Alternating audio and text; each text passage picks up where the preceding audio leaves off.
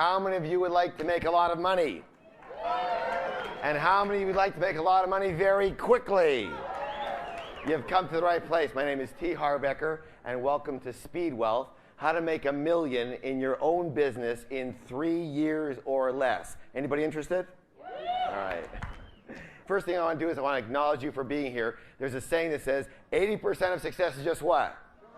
Showing up. So since I can't reach you all, we have a little ritual here, and all I need you to do is reach around, tap both your neighbors on the back, and go, congratulations for being here. I want to thank you for your time, and I want to thank you for your trust.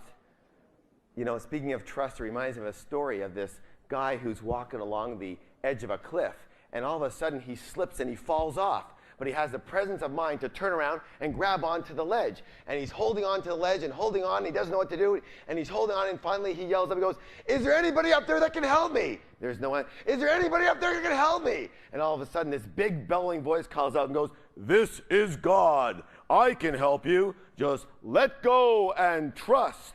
And all of a sudden you hear, "Is there anybody else up there that can help me?"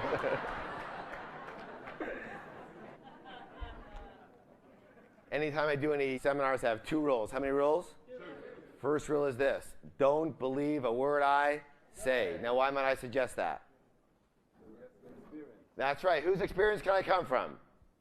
Just my experience. It does not make it true. It doesn't make it false. It doesn't make it right. It doesn't make it wrong. It just makes it my experience. But all I can let you know is that the principles you're going to hear tonight transformed my life and have now transformed the lives of thousands and thousands of other people. And if you learn them and you what?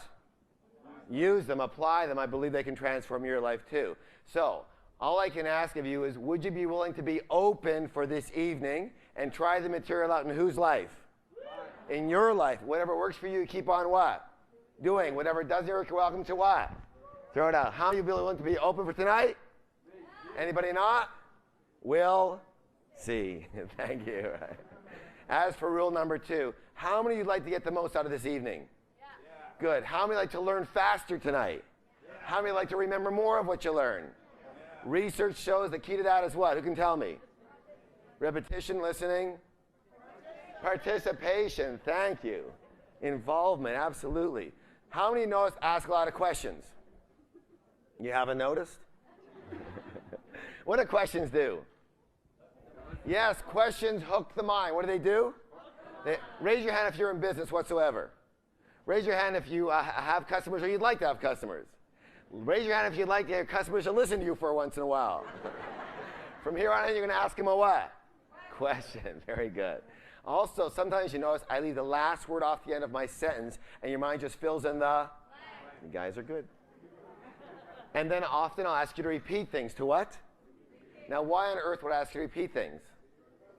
Yes, right, for involvement, for sure. But isn't it true that if I say something, it means one thing? But if you say it, it means what? Everything. Yes? So how many of you willing to participate 100% tonight? Anybody not? We'll find out. So since we're going to spend the next little while together, is it okay if I tell you just a little bit about myself? Yes? I guess I'm one of those people that try just about everything and anything to make it. Anybody else know what I'm talking about here? Had over a dozen different small businesses. I was in the perfume business. I was in the jewelry business. I was in the t-shirt business. I was in the novelty business. I was in the coupon business. I was in the dating business. I didn't get any dates, so I got out of the dating business. And I have to admit that the early ones were complete what? Disasters. I mean, real disasters. It was almost like the Loch Ness Monster type of syndrome. You know, I had heard of this thing called profit, but I never saw any of it, right? But then one night I got really lucky. I actually came home, and my father was actually having dinner with one of the richest gentlemen in the entire city. And I knew this man. I knew that he was a friend of his, but I'd never seen him at our house. And I had moved back to my parents' house because I was broke as usual, right? You know, you do the business, you move out, and then you go broke, and you go back to your parents' house.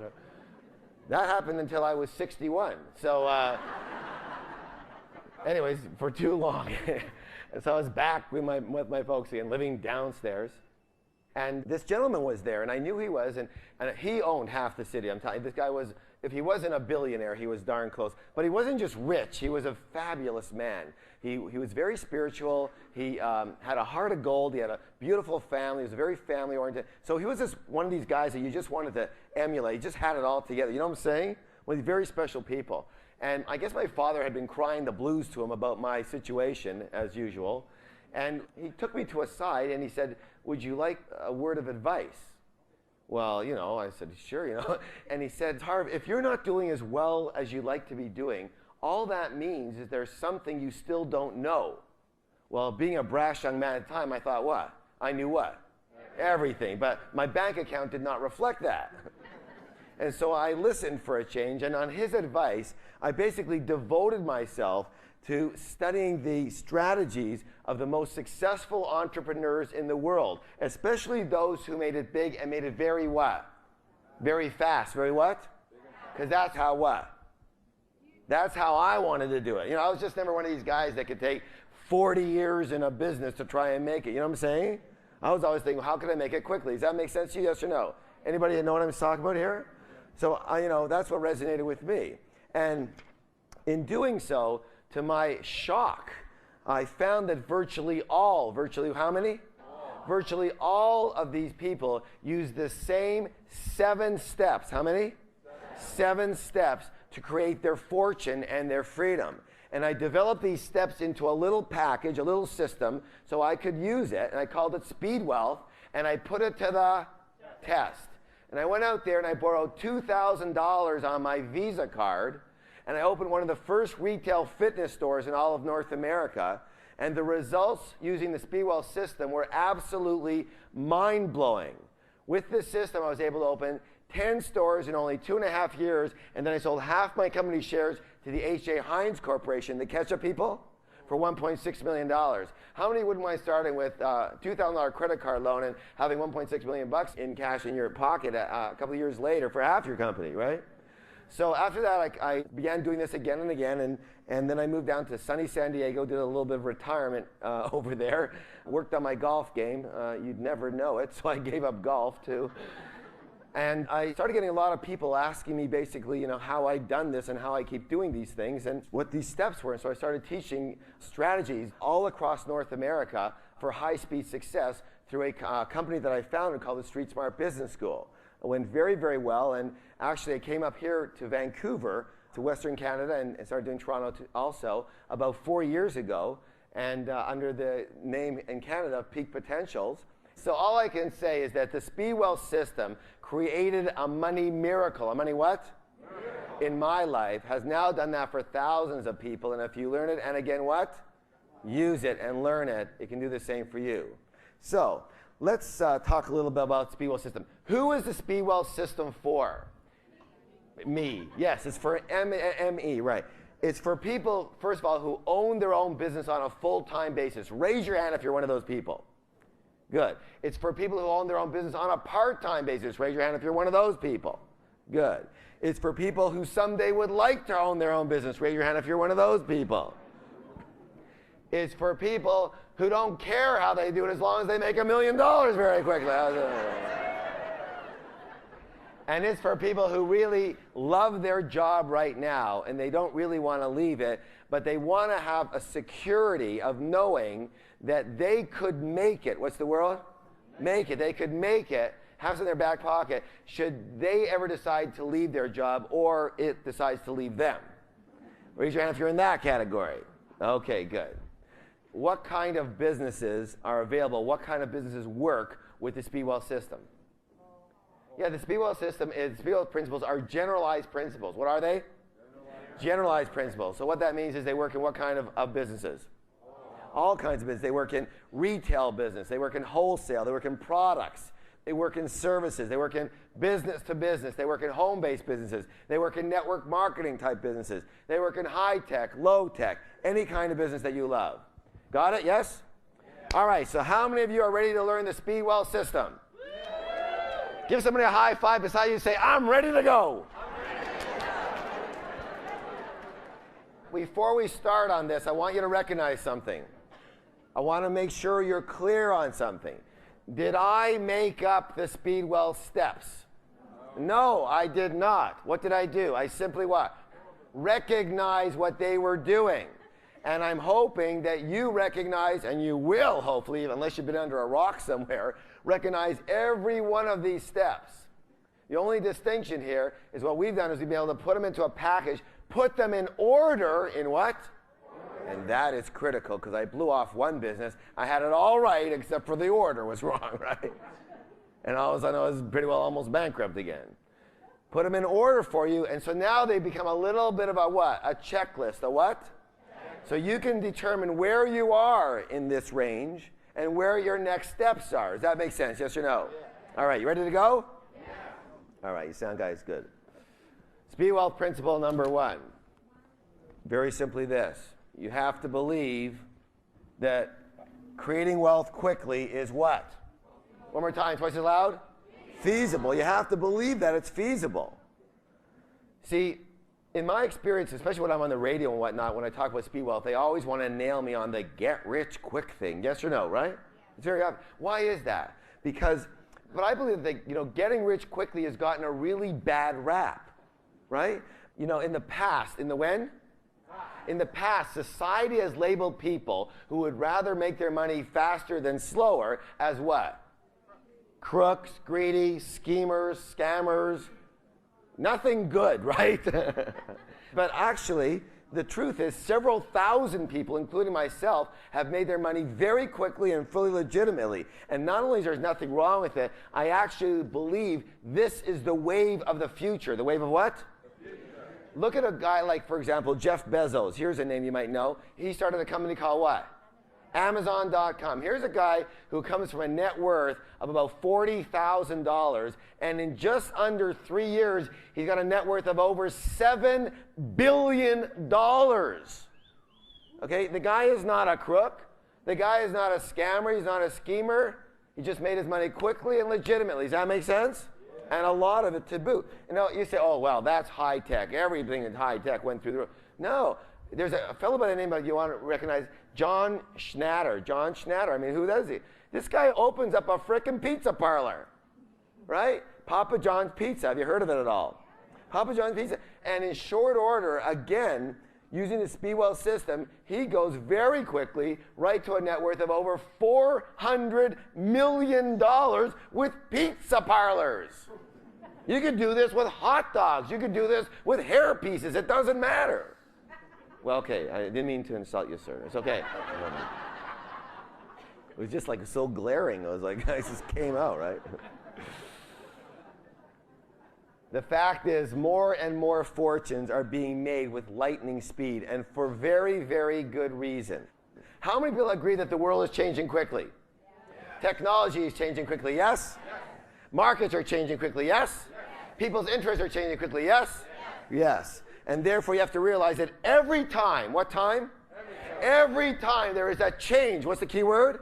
Change. A change in technology, in styles, in the law, in markets, in the latest business buzzword. Somebody gets rich. Why is that? Because change brings what? Opportunity. How many people buy into that? Change brings opportunity. And therefore, quick change brings what? Quick opportunity. And quick opportunity allows you to create what? Quick wealth. Does that make any sense to anybody here? Yes or no? That's what we were looking for. Quick change here. Now, I not only believe that speed wealth is feasible, I believe it's actually necessary today. That if you make it quickly, or you probably might make it at all. Why do I say that? There's something that maybe some of you learned in your MBAs or wherever you took your trainings for business or whatnot, called a product or business cycle. Product or business what? And it looks kind of like this.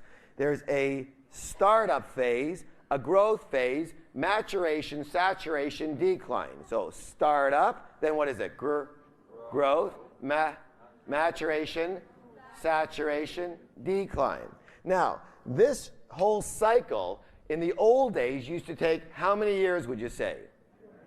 Yes, 20 to 30 years was how long you could expect a niche to last for and be useful in the marketplace. Does that make sense?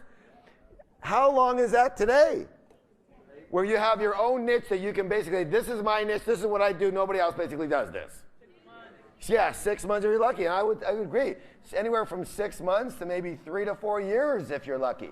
A good example would be a software company. Here you are, you create a software program. It's a very good idea. It goes out into the market. How long is it until somebody recognizes that, puts either more money into it or does it a little differently or has a little niche to it and comes out with something very similar in a bigger way even?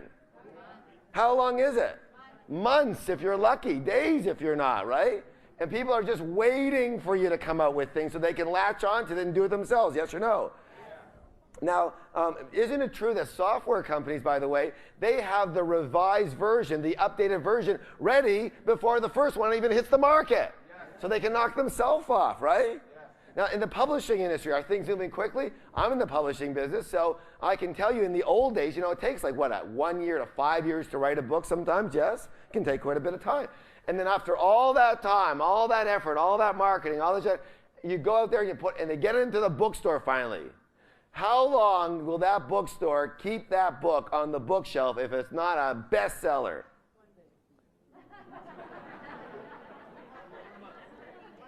30 days. 30 days is what that book will last on the bookshelf. And then they take all of your books and send them back to the distributor and say, we're not carrying this anymore.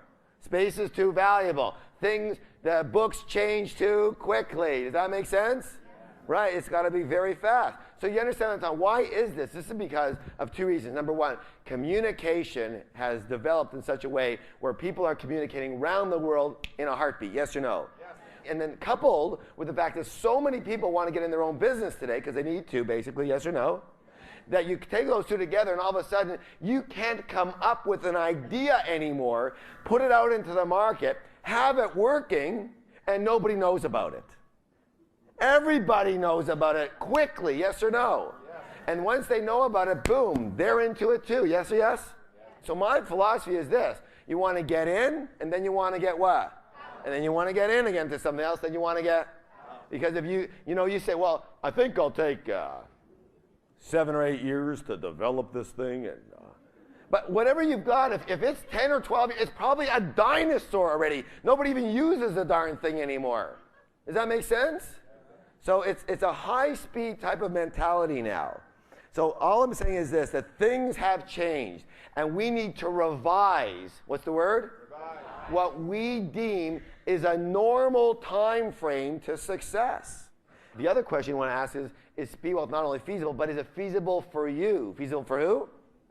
Feasible for yourself, right. Now, I cannot answer that question, can I? You can answer that question, but I can't. But I will say this. It's feasible if you are willing to do this. Willing to learn. What's the word? Learn. Learning is critical. Learning changed my life. I didn't know that it was, but it did. So there's a saying that I use, and I've been quoted many times, and it says this. It says, every master was once a disaster. Say that together with me. Let me hear you. Every master was once a disaster. I mean, think about it. Everybody who's great at something now was once terrible at it. The first few times they were lousy at it, but they didn't stop. They developed, they got better. Yes or no? Yeah. Everybody. So there's hope for all of us. Yes or no? Yeah. I'll tell you what, from where I came from, if there was hope for me, there's hope for everybody. Simple. Now, the other thing that you want to recognize is if you're willing to master the business skills, if you're willing to master finance, money skills, and if you're willing to master yourself, grow yourself, there's nothing that can stop you. That's all that I can say to you. All right, let's do a declaration together. If you want to put your hand on your chest, that's good. If you want to put your hand on someone prettier's chest, that's better. Here's the declaration. Creating wealth quickly is feasible. Let me hear you. Creating wealth quickly is feasible. Creating wealth quickly is feasible for me. Turn around, give somebody a high five and say, you're awesome. Speed wealth principle number 2. What is it, please? Deliver massive value. One more time, 3 times as loud. Let me hear you. Deliver massive value. Did you know that there's actually a specific formula out there that determines how much money you earn to the penny? Would you like to know it? All right, maybe next course. But what we'll do is, it's called the law of income. The law of what? Income. Here's what we're going to do. I'm going to state the law of income. If you have a pen or paper, you might want to write this down, by the way. And I'm going to state it, but I'm going to leave a few blanks. Don't shout out the blanks yet. We'll shout them out together after. So the law of income states that I will be paid. You want to write this down. I will be paid in direct proportion to the blank, I blank, according to the blank. I will be paid in direct proportion to the blank, I blank, according to the blank. All right, first blank is, what is it? The value, the value. I will be paid in direct proportion to the value I deliver. Thank you, deliver. According to the marketplace. Very good. One more time. I will be paid in direct proportion to the value I deliver according to the marketplace. I don't mean to be critical here at all, but I will say this, that the number one reason most people are broke or close to it is they don't deliver a lot of value in the eyes of the marketplace and the way that they do it. The law is simple but very strict. If you don't deliver a lot, you don't get what? Paid a lot. Now, is value important? Yes or yes? Therefore, we have to know what is it that actually determines our value in the eyes of the marketplace. Would that be a good thing to know? Hello? Yes.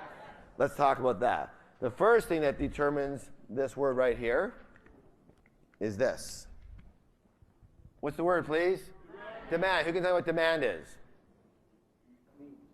How much do people want your product or service? Is that important, yes or no? And how much are they willing to pay for it? Absolutely. The second one is, what's the second one? Supply. Tell me what that one is.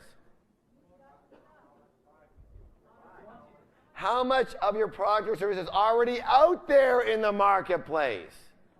A good example is I had a chiropractor come to one of these programs in here in Speedwell Master Camp, actually, a 3-day boot camp in San Diego. And he came because about 6 years ago when he first opened up in Lemon Grove, a little town near southern part of San Diego, he was making about $150,000 a year. Now he's making about $50,000 a year. He's going, what the heck's going on?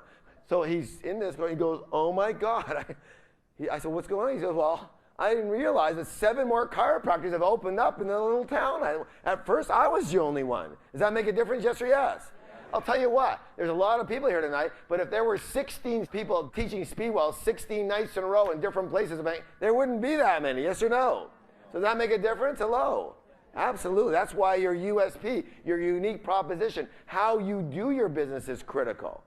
The style that you do it in. All right, the next one is really important, and the next one is this one. What's the word, please? Quality. One more time? Quality. Quality. Is that important? What does that mean? The quality of what?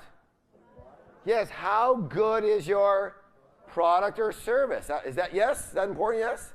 Also, and here's the biggie, when it comes to quality is, how good are you at your business? That's critical. You know, it's so funny when we talk a lot about athletes, right? It's very obvious that generally the best athletes in every sport get paid the, yes or yes? The best tennis players make the most money. The best golfers make the most money. The best basketball players make the most. The best, they make the most. Yes or no? Right. But when it comes to us as business owners, that whole rule goes out the window. It's like, whoa, what's, who cares how good I am at this? It's not even a factor. You know what? I have a little bit of a secret for you. It's a factor, and it's a big frickin' factor, right? These guys practice their craft before they go into their arena daily for hours and hours before they go in. I was in Hawaii recently. I saw the Mercedes golf tournament. I saw Tiger Woods and Mike Weir and all these guys. I was within 10 feet of these guys. And you know what was befuddling to me?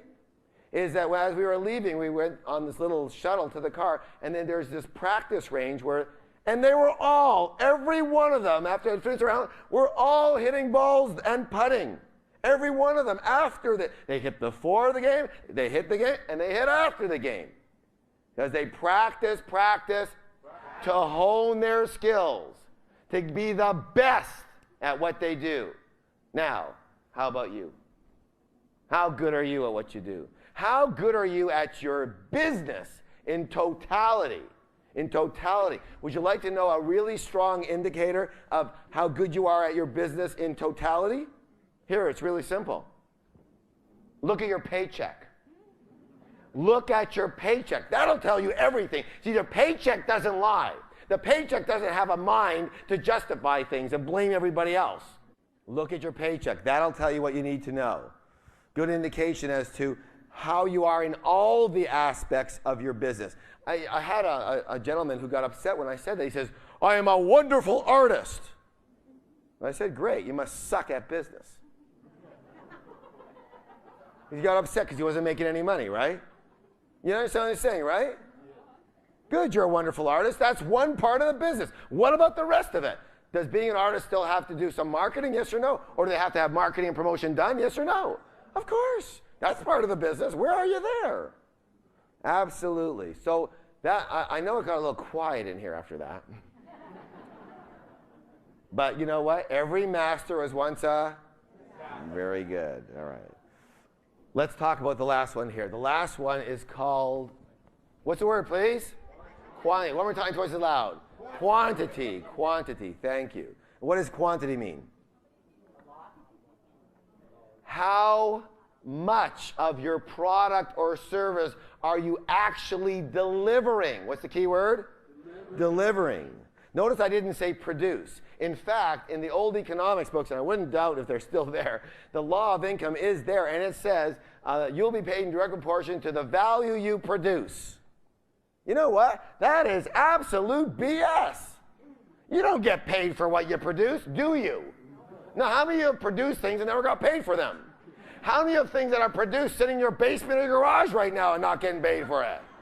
You don't get paid for what you produce. You get paid for what you deliver. In the delivery is the transfer of the goods to the money. That's the rubber meets the road, yes or no?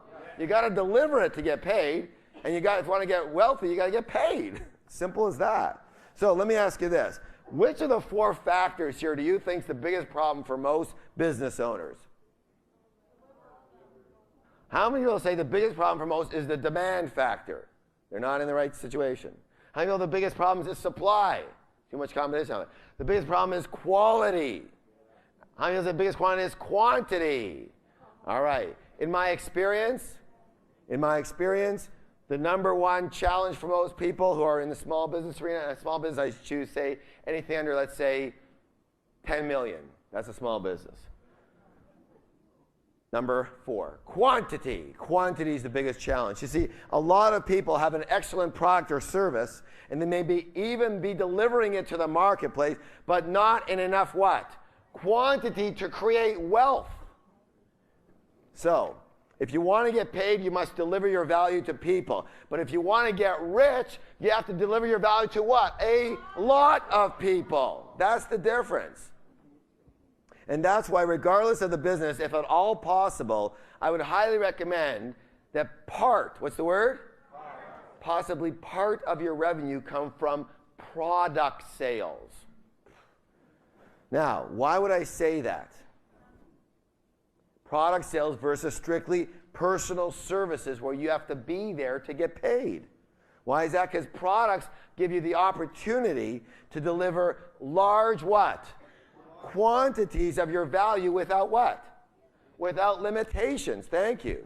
I'll give you an example of what I'm talking about. Let's say, for example, that you're in the pen business. The what business? The pen business. And Marriott Hotels calls you up and says, we need 50,000 pens for our new hotels coming up. What do? Well, you go and you pick up the phone and you call up your supplier and you say, I need 50,000 pens. And they say you're 50,000 and you ship it off, or they ship it directly to Marriott. Is there a problem, yes or no? All right, Weston calls up the next week and says, we need 500,000 pens. What do? Same darn thing. You pick up the phone, call the supplier. That supplier doesn't have enough. You call three or four more suppliers. You get them all together. You ship them off to Weston. You make your money. Yes or no? All right, so that's basically how it is. So all of a sudden here, let's say now you're a massage therapist. and you got 50,000 people waiting and lined up outside your door. What do? You shoot yourself. What can you do?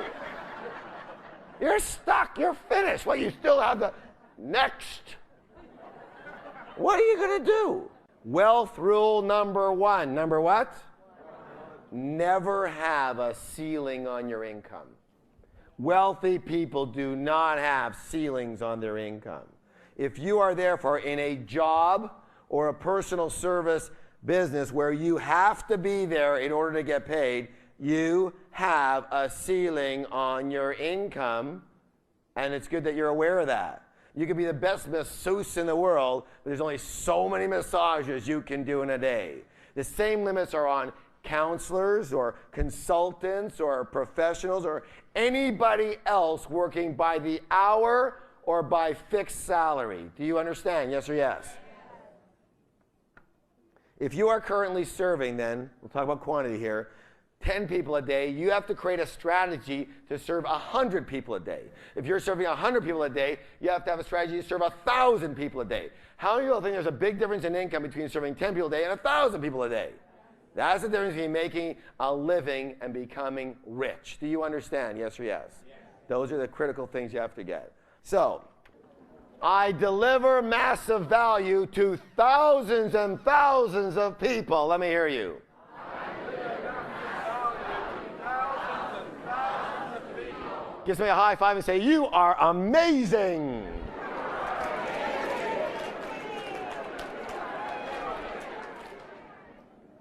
Speedwell principle number 3. Number 3 is what? What's the first word? Timing. Timing. Choosing the right business or the right niche at the right time. How many of you have ever heard the saying, timing is everything? How many people believe that saying? Look, trust me, I believe that saying. Big time. Big time, I believe that saying. Business opportunities are like cars. There's race cars, there's jalopies, and there's everything in between. The key question you have to ask yourself is, what are you trying to win the race with? What are you trying to create wealth with? A race car or a jalopy? Is it going to make a difference, yes or no? Yes. So the idea here is you want to get in as much as possible on trend. On what? Trend. Who can tell me what a trend is? Current, yes, yes. A trend is simply a field or an arena that is in a phase of long-term high demand. What kind of term? What if it's in short-term high demand? What's that one called? That's called a fad. My recommendation, don't go there unless you've got billions and billions of dollars. Every fad except for the pet rock, basically everyone who's done those fads has billions of dollars to promote the hell out of them very quickly. Do you understand what I'm saying? And again, you could get into a fad and you'll kind of just put it out there a little bit and then some big conglomerate will take a look. Well, that's a good idea. People are trying to buy that. Let's just get in that business. Right? So you got to watch for that. But you want to get on trends. You want to get on things that are going upscale versus down. So what are some of the trends that are going today? Well, let's take a look at high technology. Is high tech a trend today, yes or no? Yeah, high technology is a trend. Telecommunications, is that a trend? Absolutely, sure. Computers, is that a trend? The internet, is that a trend? Yeah, anything to do with electronics, communication, all of those are on trend. Let's take a look at the understanding, though, that not everything is high tech that's on trend. In fact, John Nesbitt, who's heard of John Nesbitt? He's a very wise trend soothsayer. And basically what he says is that, you see, the understanding is that we have a mind and we have a heart. We live in a world of duality. You have to have both sides of everything. Does that make sense? So the greater demand for high tech, the greater demand for high what? High touch. So that's why there's enormous interest in things like nature and gardening and adventure and relationships and personal growth and spirituality. Yes or yes? Enormous interest in these areas. Talk about spirituality and those type of areas. How many people have heard of Chicken Soup for the Soul? You know, it's the book, obviously, by two of my closest friends, Jack Canfield and Mark Victor Hansen. This book, in case you haven't heard of it, it started with one volume. It's basically stories to warm the heart is what they talk about. Started with one volume. Now there's over 30 volumes. I spoke to Jack a couple of weeks ago. He says there's going to be 75 volumes. There's a new volume coming out pretty well every couple of weeks. There's a whole industry called Chicken Soup for the Soul. There's Chicken Soup for the woman's soul, and Chicken Soup for the teenage soul, and Chicken Soup for the pet lover's soul, and Chicken Soup for the Canadian soul, and Chicken Soup for the grandmother's soul, and Chicken Soup for the fisherman's soul. I wouldn't eat chicken soup with fish, but I'll tell you. There's a new one that's come out by a completely different author now, and it's just the opposite. It's all about meanness and robbery and blackmail. It's called Sick of Soup. Anyways.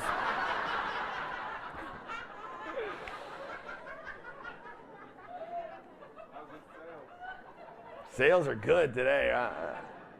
Another area that's booming is the health and wellness and appearance industry. Yes or yes? Why is that? Because who's buying up all this stuff? What are they called? Baby boomers. When were baby boomers born? Between the years of what? 1945 to 1964. Thank you. Approximately there. What's the age group they're moving through now? Middle age, right? And they're going through kicking and screaming. They don't want to be old because they got a certain lifestyle. And it's not the baby boomers today don't want to live in old age homes and not have lifestyle is everything for these people, including myself. Yes or yes? So those things that's a scorching hot industry, absolutely.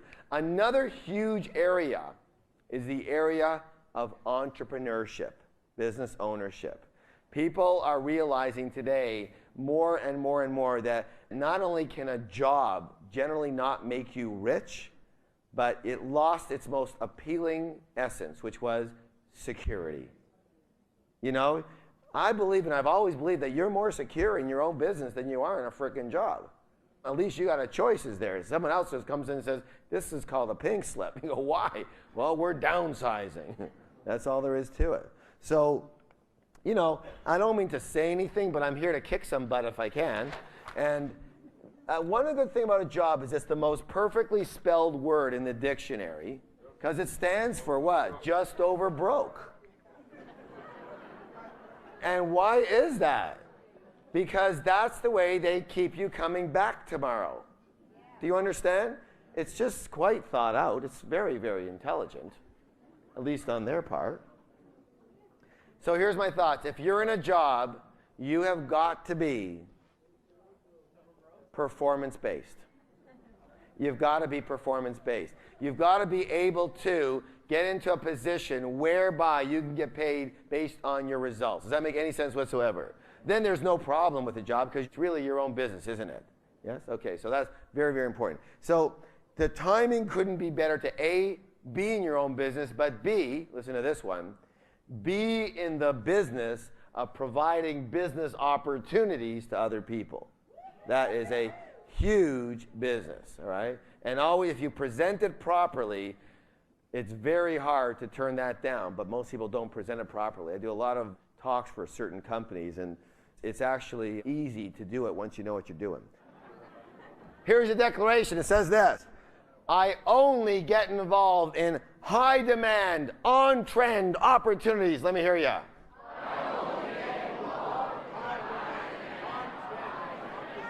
Give somebody a high five and say, you're incredible.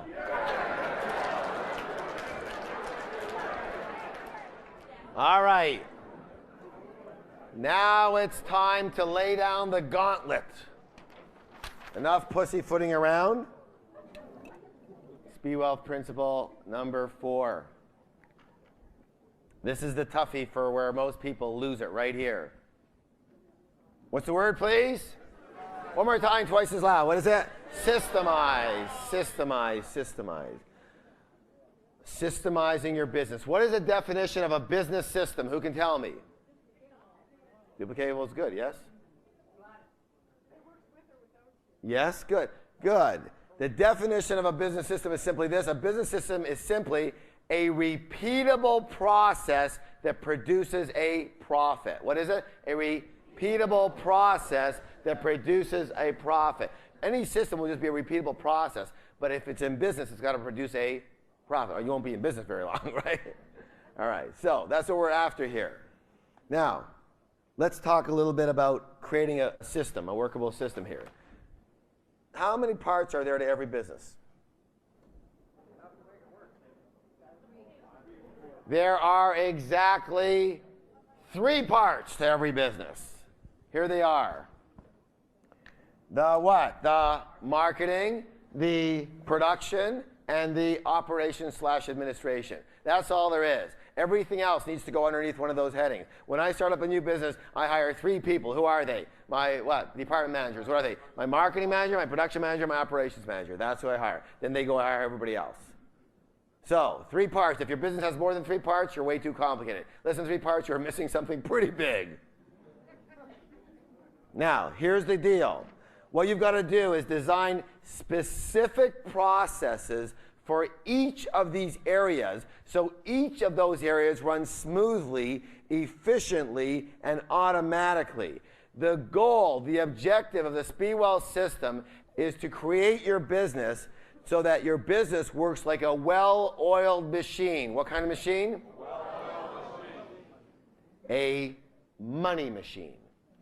The goal of the Speedwell system is for you to create a what? A money machine. And this is critical.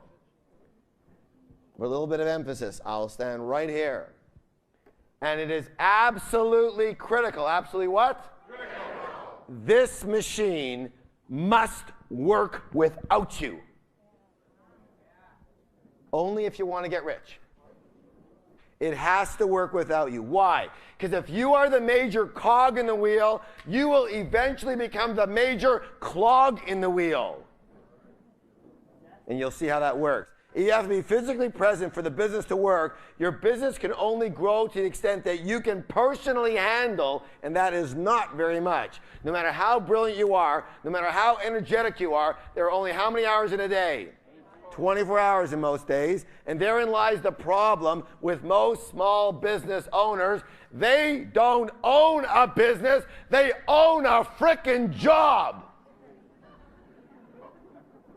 They don't even know what a business is because they've been programmed and taught about jobs. You go there, you do the job. If it's got your own name on it, it's your business, right? No, it's not, especially if it's got your name on it. The worst thing you can do is put your frickin' name on your business.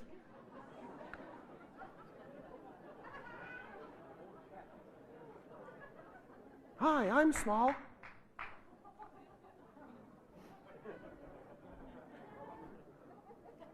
Here's the key thing.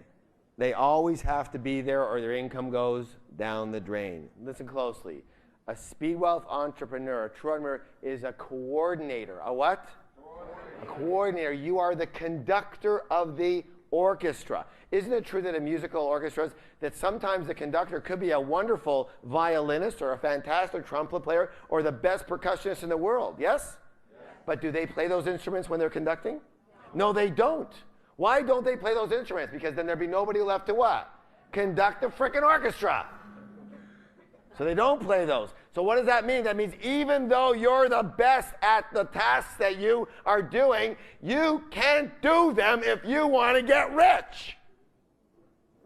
You only can do them if you want to earn a mediocre living. I'm not mad at you.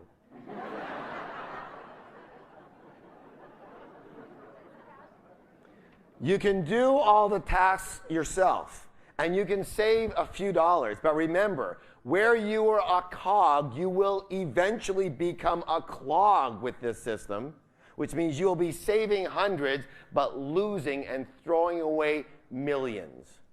You understand what I'm saying? Yes or yes? Yes. All right. I advise you to pick up a book called The E-Myth by Michael Gerber.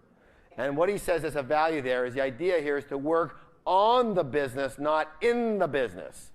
So the idea in a business is that the business is not you. The business is this entity that lives and breathes without you. It's a product. It's a package. It isn't you.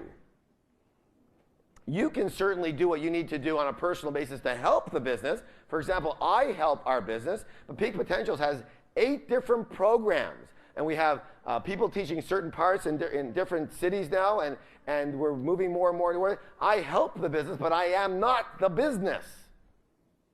And that'll become less and less of me very shortly. So the key question, now listen close, I'm going to teach you something about Systemize. Is that okay with you, yes or no? This is the most critical question of your life. Every single day, all day long, every single task that you're doing, you're going to ask yourself this question. The question is this: how can this be done without me? So point yourself and say, let me hear you ask the question. How can this be done without me? So here you are, you're packaging up a package to send away. What are you going to ask yourself? How can this be done without me? Here you are, you're picking up the phone, you're answering for your company, you're answering, hi, how are you? How can what? You're making a phone call to order XYZ. What are you going to say to yourself? You're doing the books and figuring out the numbers and all that. What are you going to say to yourself? Everything you do, you're going to ask yourself what? And the goal in Speedwell, you will know when you've arrived, when you have to do nothing. Then you've got a business. You understand that? Yes or no? It's like then you've got an orchestra. Now you can conduct. This is critical here.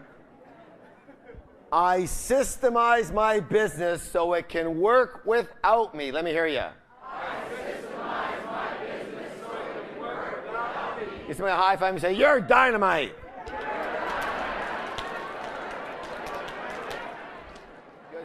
I want to remind you something. I am not here to ask you to buy into any of this. I'm not here to tell you this is the way you have to do it. I'm not here to change the way you're doing it if you don't want to. I'm only here to give you and present you a model that actually works in the real world. And if you notice, this is how people do it all the time, don't they? And you'll see a few more steps here. So you can either follow it or you don't have to. At least you don't have to wonder why you're not doing as well as you would like to be doing. Right?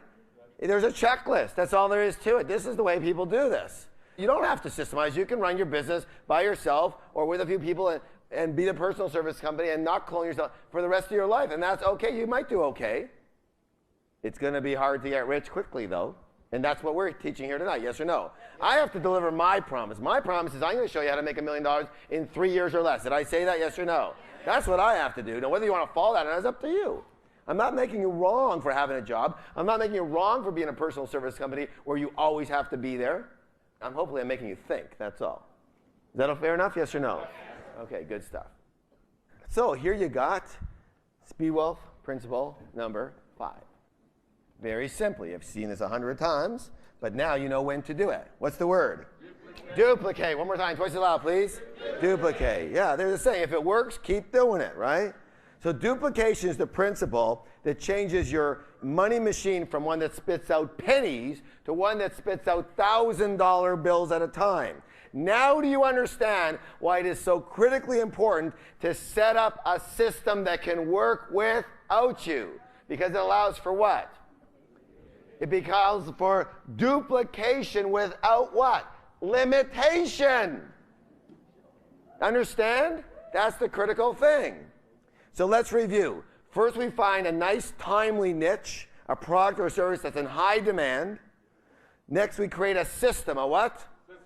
A system or a way of doing business that works on a small scale. What kind of scale? Small. A small scale, hopefully without us. And then this becomes our model or our cookie cutter. Where are they? Cookie cutters. This becomes our cookie cutter, right? That you use to repeat the process again and again and again. So I'm going to say this to you right here and now. Listen, what you're going to do is you're going to work in your business. You're going to create in every task a way of it being able to be done without you. You're going to systemize that, right? And by the way, your business has to work. It's got to produce a profit, remember? So you've got something small that actually works, though, in the real world. And then what's your job? You're going to what? Duplicate. You're going to do it again and again and again. And then after that, you're going to do it what? Again and again and again. And after that, you're going to do it what? Again and again and again and again and again. And finally, after all that is finally done, then you get to do it again and again and again and again. Again. You know what? Business should be nice and boring. All right? Very boring. Your biggest highlight of your week should be going to the bank to cash your check, okay? That's it, to make the deposit. Business, the more boring your business is, the better off you are. And the richer you are. All right? So, again here, what we want to do is we want to do the same profitable thing again and again. The more complex you make it, the less chance you have of creating wealth, especially quickly. Now, is that the way most people run their business, in a boring way? No, they don't. They change all the time. They do a transaction. Here's this transaction. I did this sale to this group of people. It worked. Well, what do? Well, they forget about that. They go and try to sell something else tomorrow. Or sell the same thing to a different group. Different type of thing. But see, they don't get it. All you need is one little thing that actually works in the real world. And then it's a question of what? Simply what? Systemizing and duplicating. That's all you need. A good example is a guy starts a company. A friend of his had a broken muffler. He said, "Can you help me with my muffler?" He went down, tinkered around. He helped with his muffler, he's got his muffler fixed. The same guy, the muffler broke again. So he helped him again. This time he said, I'm not doing this again. So he got some clamps, he got this, he developed something in his machine shop, whatever, and the muffler stayed on. And I ended up opening up a little company called Midas Mufflers. That's pretty simple. Then what did he do? He tinkered around for a while until his little shop could operate without him, right? Got the systems together. Took him about a year or two. And then what did he do? Then he said, you know what? I have a good business here. Does anybody want to do this business? I'll show you how, but you got to pay me. That's called a what? A franchise. And now there's what? Thousands and thousands of Midas Mufflers all over the place. And this guy's somewhere in Hawaii smoking a cigar. Not near the muffler, I hope, right? So yeah, most people don't do this. They're not looking for that little smidgen of something that actually works in the real world in order to duplicate that little something. They got the drama thing going. Everybody wants to live in a freaking soap opera in their business. So up and down and up and down. And that's a programming thing we'll talk about a little bit later on for you guys. But let me just say this. When drama goes up, income goes down. You need to know that. The more drama you've got in your office, your business, your house, everything around business, you know it's tied in proportion to your income. This is critical. The Speedwell entrepreneur understands that if you can make a profit in one location, the only question now is what? How many similar locations can you create? If you can make a profit in one simple transaction, the only question should be now is what? How many similar transactions can you create? More people have gotten rich using the cookie cutter method than any other approach in history. Have you ever heard of Sam Walton? What did he start? What's the company? Walmart, yeah. Here, listen closely.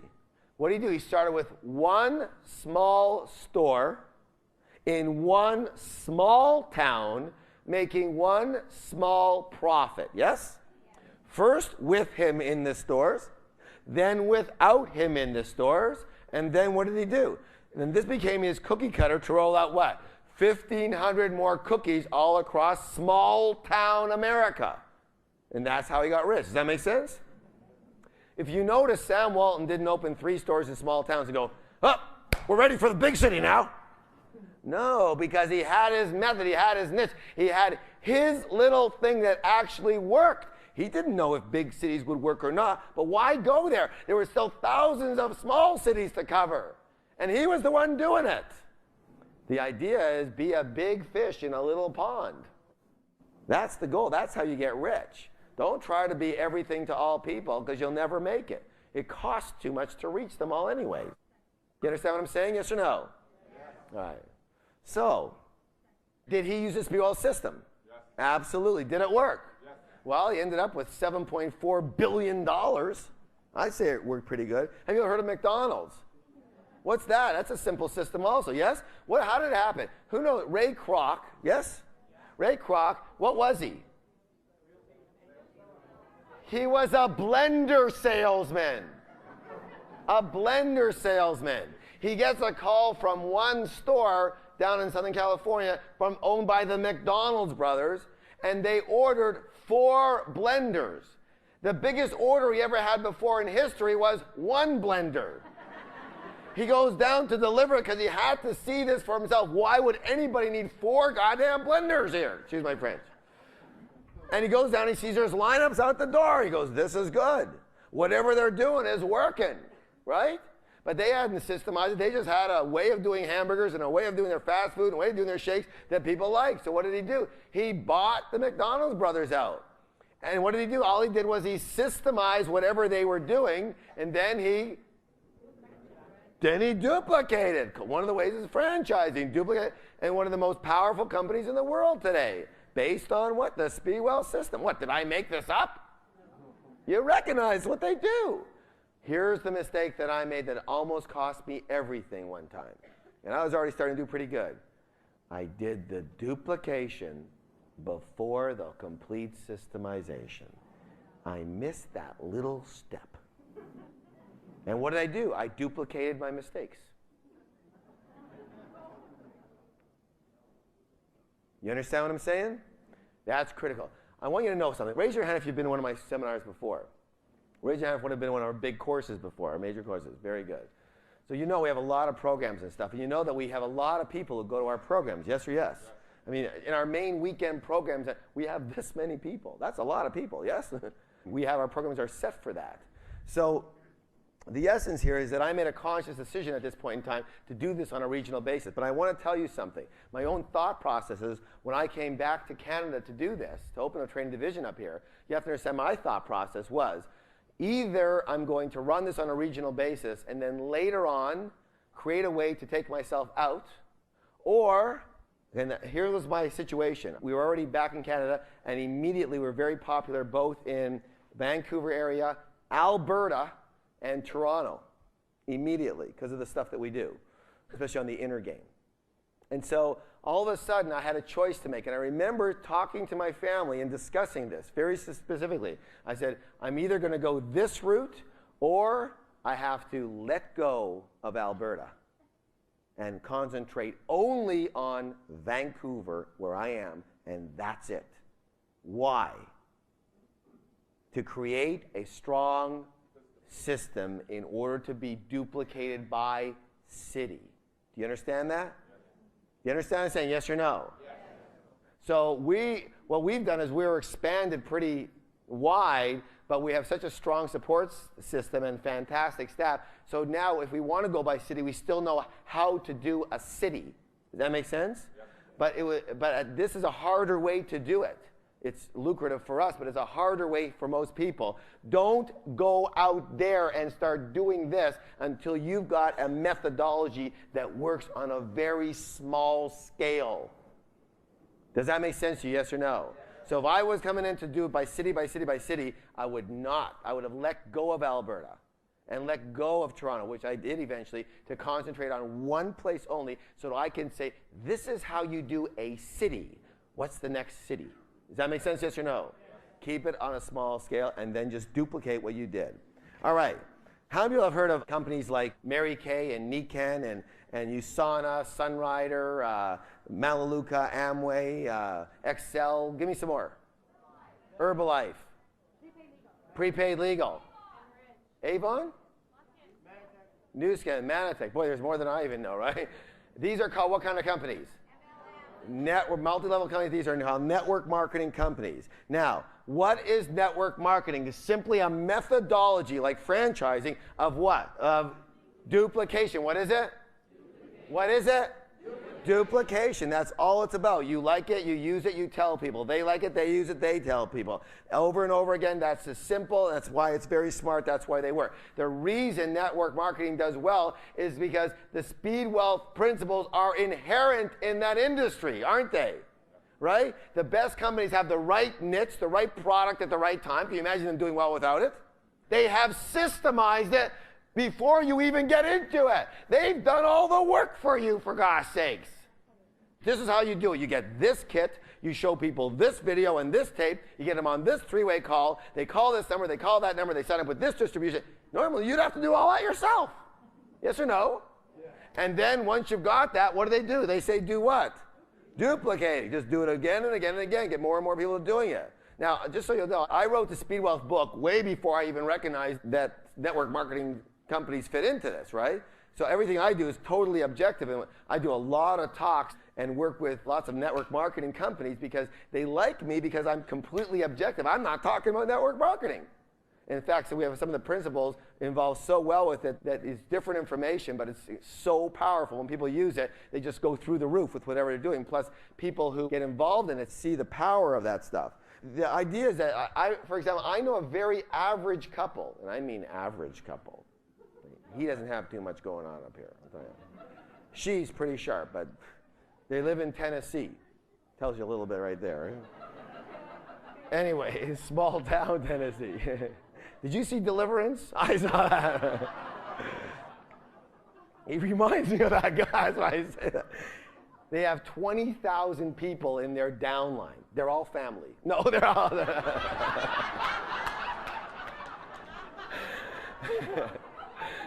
They're not all family. There are 20,000 people in their downline all over the world, actually, even in Japan. Do you think they know number 17,246? No, but who knows them?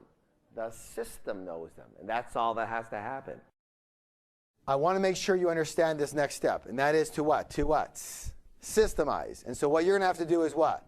Learn and adjust and look out for the methodology and test out the methodology that works for you, and you don't stop until you've got it. And if you're not sure, check out 4 or 5 high-income earners. Do what they do. And if you can't find anything that suits you, then the problem is you're too picky. And you will never find anything that suits you. And that will be your excuse for failing. So choose one of them and do the best you can do with it until you create your own. Does that make sense? When do you create your own?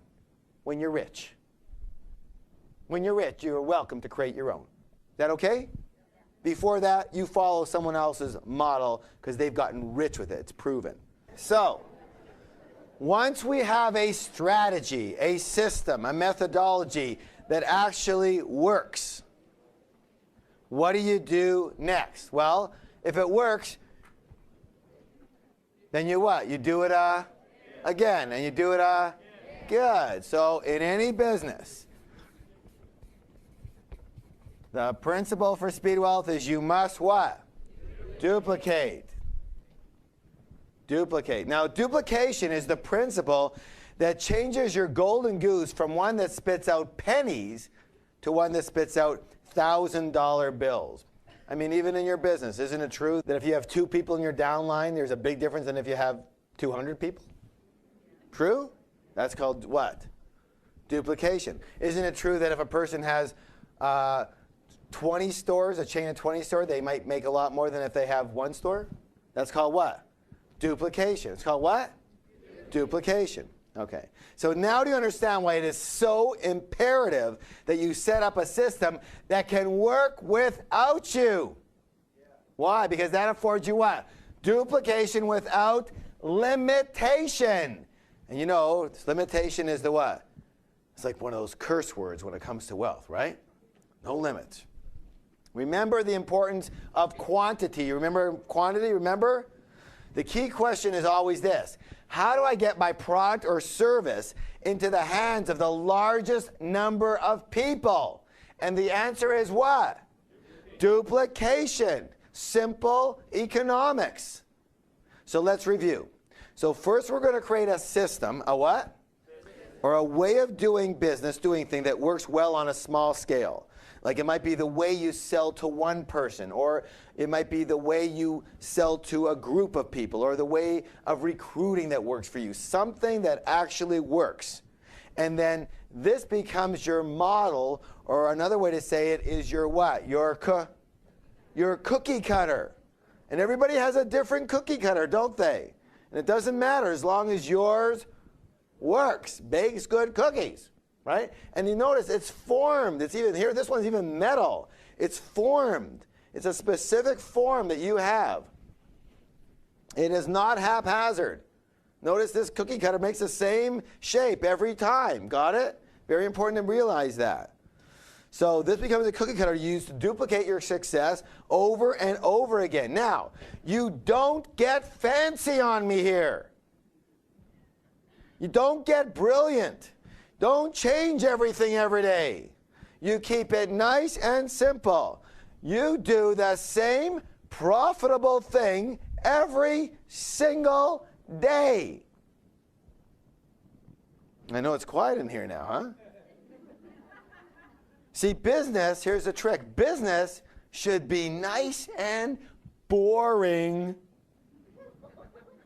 The more complex you make it, the more changes you make every day, the less chance you have of success. Keep it simple. Take one thing that works and do it over and over and over again. You know, the fact is, especially in network marketing, most people don't own a business. They own a frickin' soap opera. Don't they? It's a soap opera. It's totally full of high drama. I mean, it's somewhere between the emergencies of General Hospital and the babysitting of all my children. Is that true or what? And that's how they think they run their business. Why do we do this? Because we have, what most people have is something that we call a drama what? A drama hook. We love drama, don't we? Hello? Yeah, we do love drama. I mean, that's why you take a look at the news. It's all full of terrible things. People go by an accident. You know, they're, oh my God, look at what happened here. Oh, right? Just drama, drama. Now, why does this happen? Why do we do this? Why do we have this drama hook? You know, it's a normal thing. It's not abnormal. It's normal. You see, the thing is, we have a mind that is as powerful as a computer the size of Texas on our shoulders, just sitting here. And because its abilities are so magnificent, and we have, you know, little things to do, your mind gets bored easily. True or true? And so what does it do? If you don't give it things to work on, it does what? It works for you. It creates things for you to work on. Those are called what? Dramas. Doesn't it do that? How many people have a mind? They don't do that at all, right? Right, sure. You hear that one. I want you to understand something. Very important relation here. And that is that when drama goes up, income goes down. And guess what? So does true happiness. You'll be excited, but you won't be happy. Does that make sense at all? Because you're looking for drama. My suggestion is stop looking for drama. Start looking for some financial freedom. And how do you stop looking for drama? Keep it nice and what? Simple. You find one thing that works, and you just keep on baking that same silly cookie every day. That's all. You know what I find? And again, you don't have to believe a word I say. I find the people who are the smartest are usually the most broke. They're too smart to be rich. Really. They're consistently figuring out a better way. I don't want you to figure out a better way. I only want you to figure out one way that works. And just stay with it. And keep doing it. That's all. How many of you have noticed that the leaders in your companies seem to have found a way, and that's what they do? They don't even veer off. They don't do 28 other things. When they're listening in your conventions to the 18 other leaders, they go, thanks very much, but my way's working fine. You see them, I'll try that today. No, I think we'll try this. Guy's earning $50,000 a month. I don't think he's going to try anything. Just keep doing what is working. Notice the people who aren't earning a lot of money. What do? A, they haven't found the thing that works because they aren't willing to learn from someone who's actually doing it and do that, right? And B, if they have found it, what do? They change it every week. I'm tired of doing the three-way thing, you know? I don't like that. Sending out cassettes is a bore. Well, let alone I already got 28 people this week, but still, it's a bore. Maybe something will be more fun if I just do it. Maybe I should. Yeah. That's why they're broke. You have to understand. A Speedwell entrepreneur understands that if you can make a profit on one sale or transaction, the only question you have now is how many similar transactions can you create? A Speedwell entrepreneur understands that if you can make a profit in one location, the only question is how many similar locations can you create? I heard of a girl the other day who created a systemized way of doing her network marketing business in San Diego. And then she took her little group, her core group, and they moved to Los Angeles. Then they moved to San Francisco. Then they moved to Portland. Then they moved to Seattle. Now they're in Japan. What do you think they keep doing? Let me show you what they keep doing. See the cookie cutter? Here it is. Boom, boom, boom, boom, boom, boom. Okay, that's San Diego. Let's do Los Angeles, right? Let's do Japan. Same thing. You understand that? That's a person who understands you. If you want to get rich, you keep it simple. You have no idea how many opportunities I had when I was starting Fitnessland, the home fitness retail business. Boy, once I opened a couple, 3 stores, everybody and his brother wanted me to take a look at this opportunity, that opportunity. It was so easy to be able to like jump onto another bandwagon. You know what I'm saying? Anybody ever have that happen to them? One thing I did right in my life, I can tell you that, is that I said thanks but no thanks. This is working. I know how to do this and it's working. And I take on those opportunities. I took them on when I got rich. That's when you're allowed to make the change. Is that okay? You get rich, do whatever you want. Except don't blow off your money. Okay, so you have to realize that more people have gotten rich using the cookie cutter approach than any other method. And again, let's not talk about network marketing. Let's talk about in generality so you see the criticalness of duplication. How many people we talked about Sam Walton. How many of you ever heard of Sam Walton? Now, what did he do? He started with what? One small store in one small town, making one small profit. First with him at the helm, and then he systemized it so it wasn't working with him. True or true? So we work without him. And this became this cookie cutter he used to roll out 1,500 more cookies, otherwise known as Walmart stores, all across North America. I said it the other day. Most people who were really smart would have said, wow, look at this. We've opened 2 stores in small towns. We are ready to rock and roll. We're ready for the big city now, don't you think, Elmer? But he didn't do that. His system was, he knows how to do this type of store in this type of town. And that's all he did. He kept doing this type of store in this type of town. And does the Speedwell system work? Did that principle work for him? Well, he died pretty recently with a net worth of, again, $7.4 billion. And those are made in days when it wasn't like today. You understand what I'm saying? Does it work, yes or no? Did I make them up? Have you heard any of these before? Is it good to get a reminder once in a while? Hello. So what is network marketing? Well, to me, in my book, I see it as simply, I said, hey, what's network marketing? It's simply a method of duplication. That's all it is. You use it, you like it, you tell someone. They use it, they like it, they tell someone. What's that? Duplication, smart and simple. That's why it works. And the reason that network marketing is skyrocketing is because the Speedwell principle we've been talking about are inherent in the business, in the structure itself, in the concept. They're built right in. Don't the best companies have the right product at the right time? Yes or no? Don't the right companies have a proven business system that works, that's all set up for you if you'll only follow it? Yes or no? Don't they have people within there in the company that have systems that work? Yes or no? Sure they do. And the entire network marketing concept is based on the principle of what?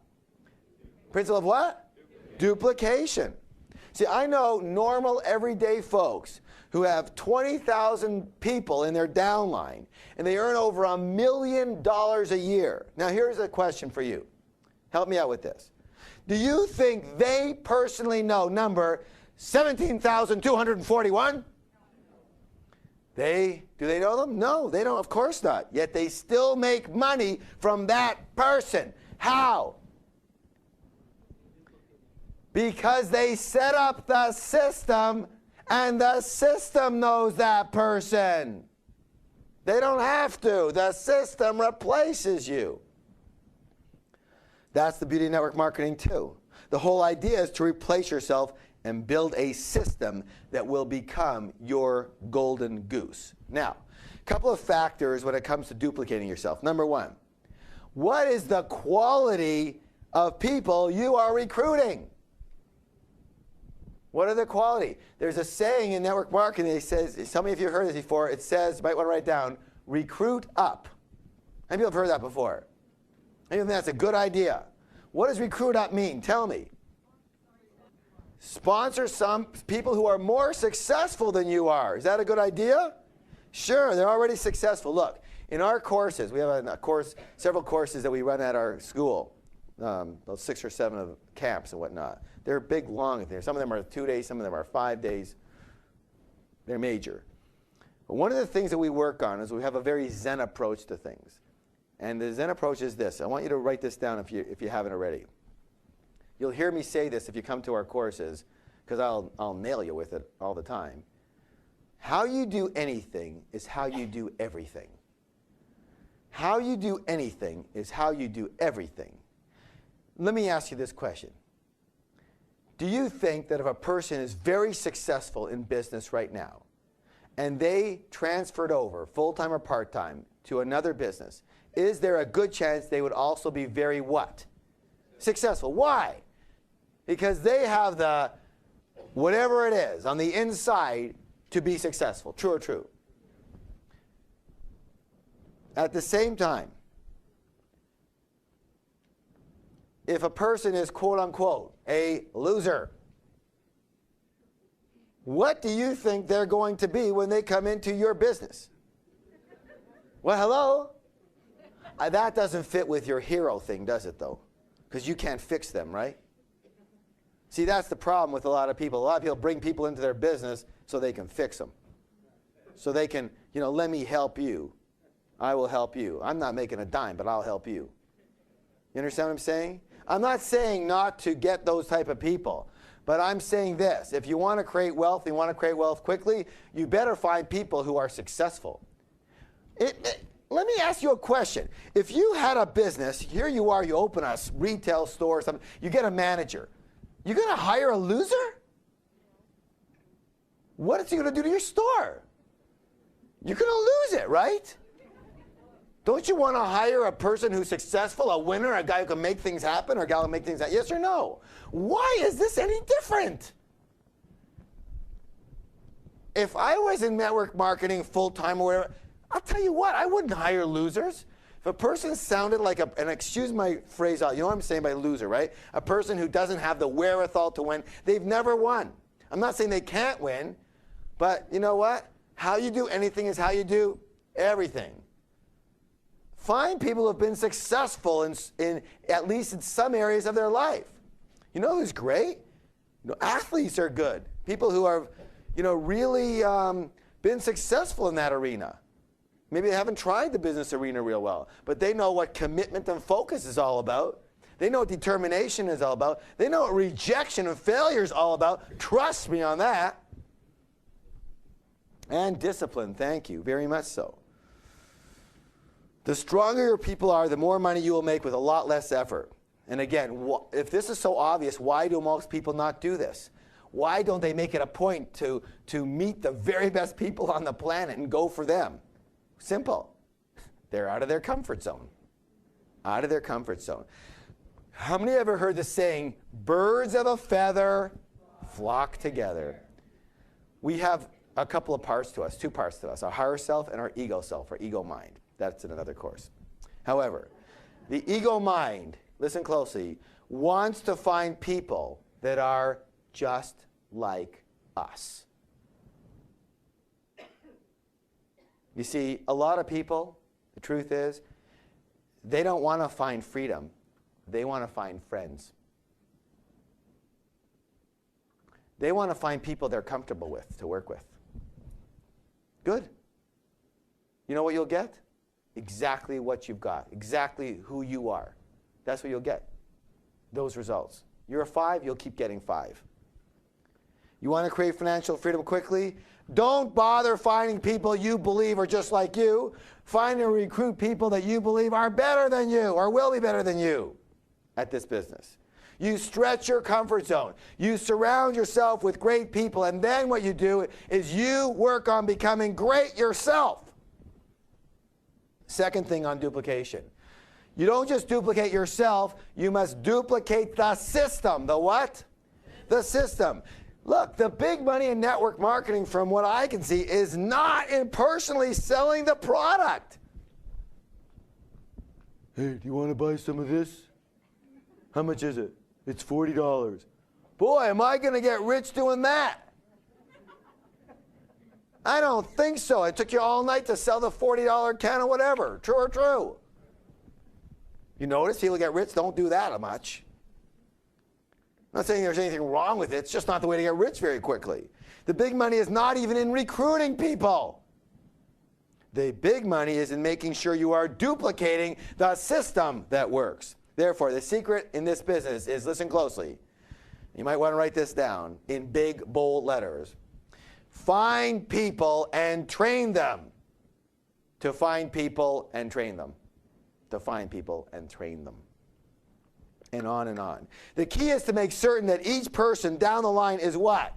Trained. What's the word? Trained properly in the methodology that is working so they can train others to do the same. Otherwise, what do you have? Tell me. You have a lot of people, but most are ineffective and unsuccessful. True or true? And that's called what? Dead weight. How many people agree that babysitting your people is one of your biggest time wasters? What's the answer? Making sure that you train them not only to how to run the business properly, but exactly how to train other people. It seems to me that the people who make the most money in network marketing are not the best salespeople, but the best teachers. Why don't you go recruit teachers? Does this make sense at all?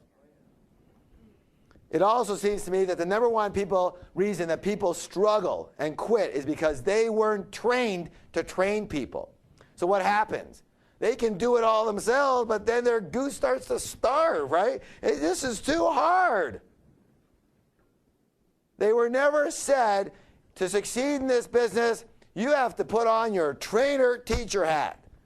That's how you're going to succeed. You have to become a trainer.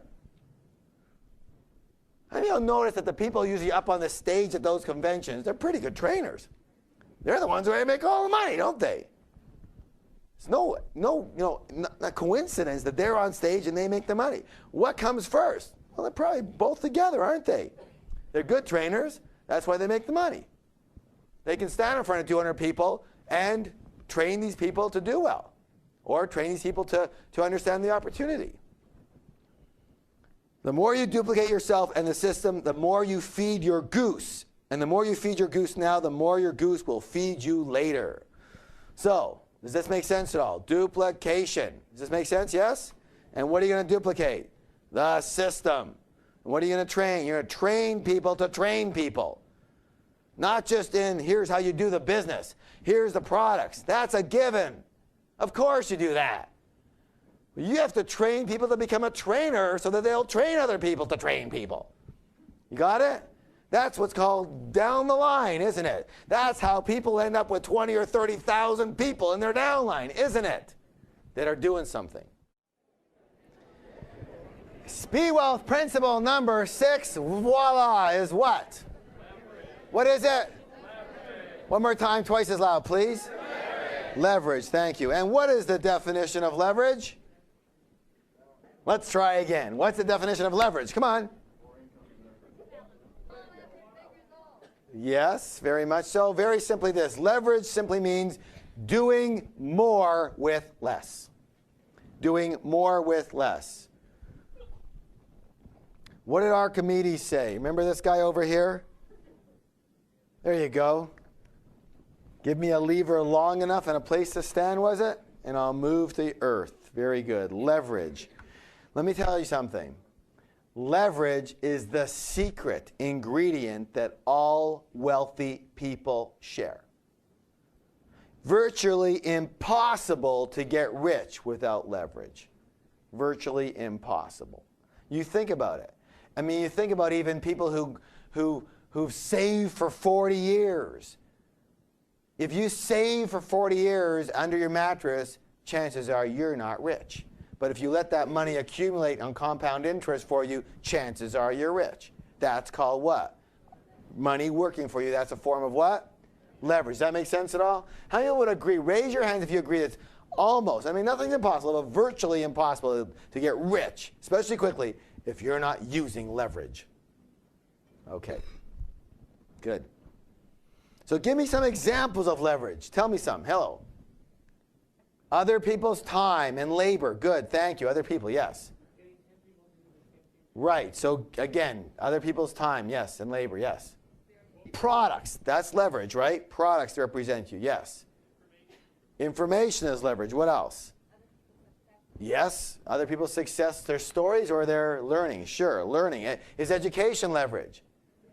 Is using other people's money leverage? Good. Is using technology leverage? Yeah, there are many, many forms of leverage. But why is leverage so important? Well, again, remember the other key to wealth that we talked about earlier, making sure that there are what? No what? Limits. No what? No limits on your income. And again, there's only so many hours in a day. And if you have to physically be there to earn money, you are extremely what? Limited. So if there's one element that I would say that puts network marketing heads and shoulders above most other industries, it is the word what? Leverage. You know, I'm going to see if I can duplicate this because I saw an awesome example the other day that I want to share with you. Some people may have seen this and some people I'm sure haven't, but it really blew me away. It was an example of this guy in network marketing who has 50,000 people in his worldwide organization. That's quite a bit, isn't it? I mean, he's worked it properly. You can tell he knows what he's doing. But he says this. He says, what's the maximum number of hours that a person can work in a day? 24 if they don't ever what? Sleep, okay? So the maximum in a year, listen closely, is 8,760 hours a person can work in a year if they don't sleep. You got that so far? Now, in this example, if each person in his downline only worked 1 hour per year, then he would be getting paid on what?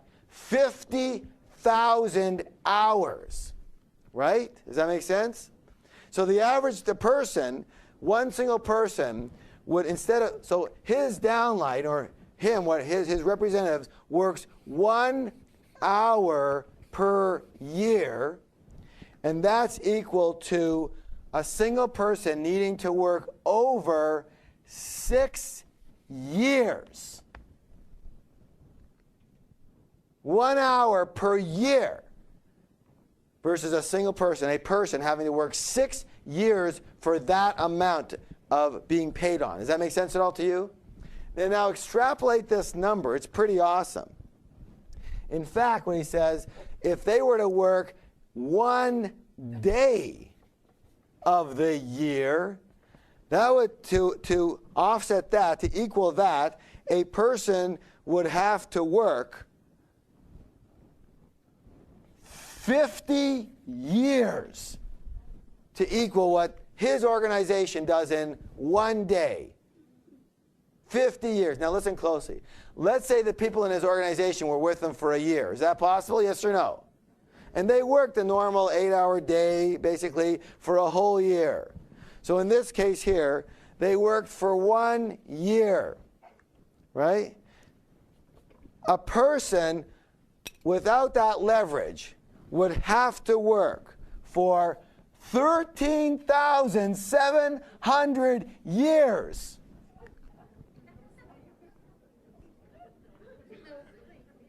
No sleep.